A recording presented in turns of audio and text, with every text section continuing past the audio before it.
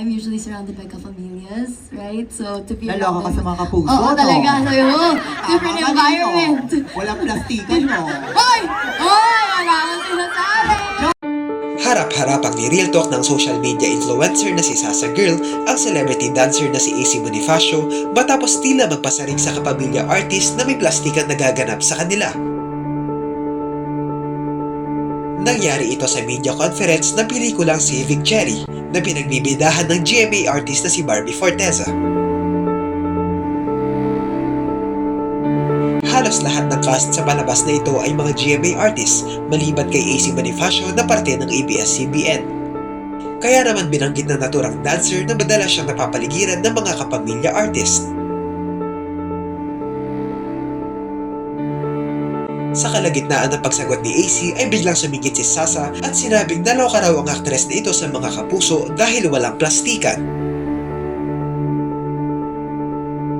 Kitang-kita ang gulat sa reaksyon ni AC maging ng ibang mga cast dahil hindi nila inakalang sasabihin ito ni Sasa sa event.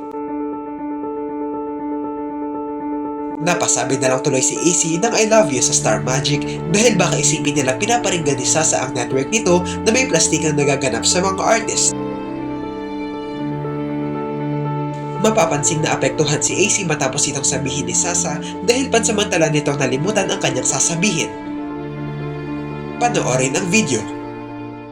I'm usually surrounded by kapamillas, right? So to be Naloka ka sa mga kapuso, Oo, no? talaga. So yun, Tama different ka dito. environment. Walang plastikan, no? Hoy! Hoy! Wala kang sinasabi! Naloka ka sa mga kapuso, Oo, no? talaga. So yun, Tama different ka dito. environment. Walang plastikan, no? Hoy! Hoy! Wala kang sinasabi! Naloka ka sa mga kapuso, Oo, no? talaga. So yun, Tama different ka dito. environment. Walang plastikan, no? Hoy! Hoy! Wala kang sinasabi! Joke lang, joke lang, joke lang. I love my network. I Joke lang po, love joke lang po. you. Banter, loto naman para... To my Star Magic family, I love you. I love you. Okay. Sasa! Sasa! Oh my Ah. gosh. Alam mo? Nawala na yung train of thought ko. Nawala na talaga. Hindi. But I learned so much. Not just from Ate Barbie, but from all of them. Their work ethic. Bilang paglilinaw sa kanyang nasabi, nag-post si Sasa sa social media at sinabing walang halong pag-shade ang kanyang nabitawang salita. Ayon sa kanya, banter lang ito.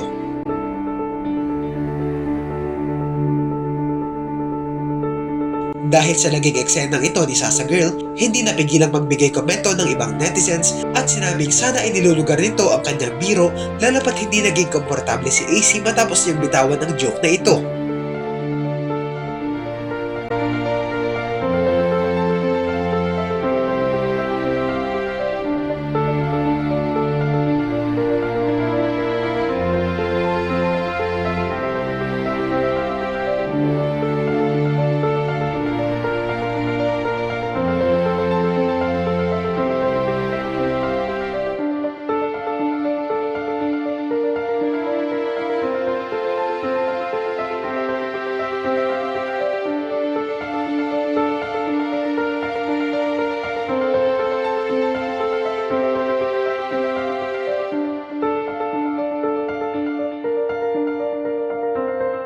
Ano ang masasabi nyo rito? So to be Naloka ka sa mga kapuso, Oo, no? talaga. So yun, Tama different ka environment. dito. Walang plastikan, no? Hoy! Hoy! Wala kang sinasabi! Walang plastikan, no? Hoy! Hoy! Wala kang sinasabi! Joke lang, joke lang, joke lang. I love my network.